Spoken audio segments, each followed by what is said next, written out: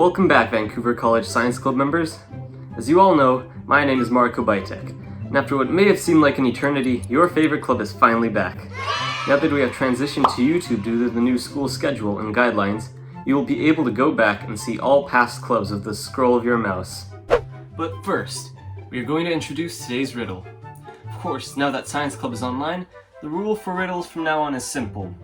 The person who is first to comment the correct answer will receive a prize, but you must comment before midnight of the day after the video is posted. The riddle goes as follows. Take a standard 8x8 square chessboard and 32 dominoes. The total number of squares on the board is 64, with each domino covering exactly 2 squares. The entire board can be covered. Now, if you take 2 opposing corners of the chessboard and take them away or cover them, 62 squares remain. Thus the question is it possible to fit exactly 31 such dominoes onto the board? Give the exact reason as to why or why not. And now, without further ado, I'll present this week's science demonstration, a matchstick rocket. For this experiment, you will need a box of matches, aluminum foil, 1 pin, a paper clip, and optional, some pliers. The premise is incredibly simple. Take a small piece of aluminum and wrap it tightly around a match.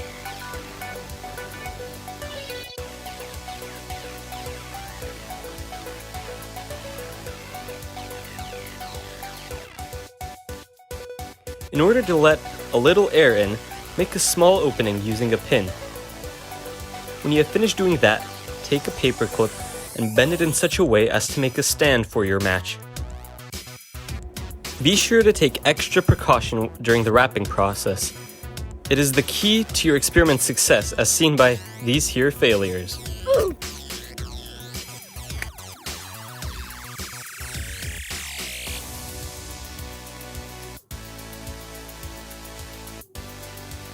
Bruh.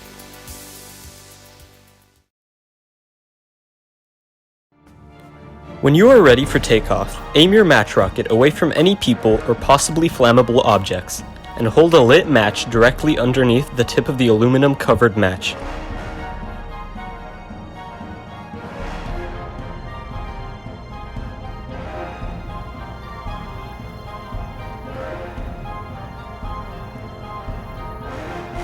After a while of waiting, the match should ignite, sending the projectile far away.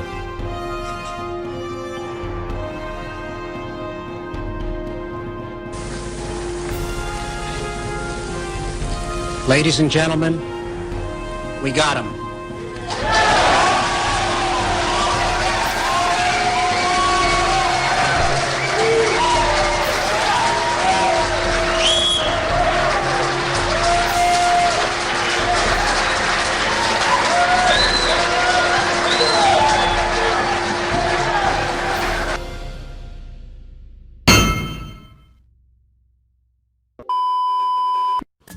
Alright, maybe not that far, but getting the match to launch is in itself a difficult task. Try it yourself with different variations. Now, to explain what exactly went on in the experiment.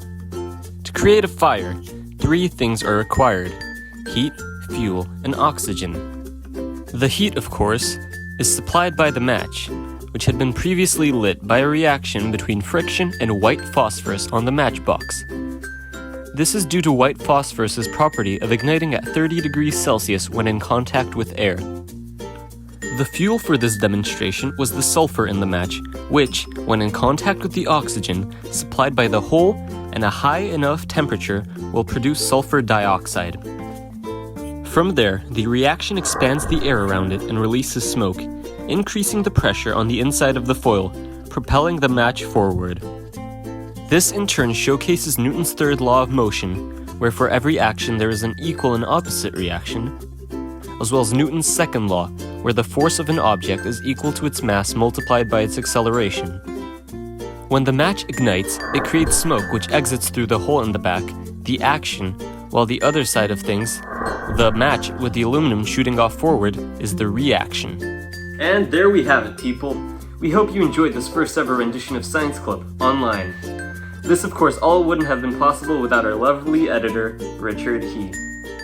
We would really appreciate it if you could fill out the Google form in this video's description down below to give any feedback, constructive criticism, or ideas for what you would like us to do with the club in the near future.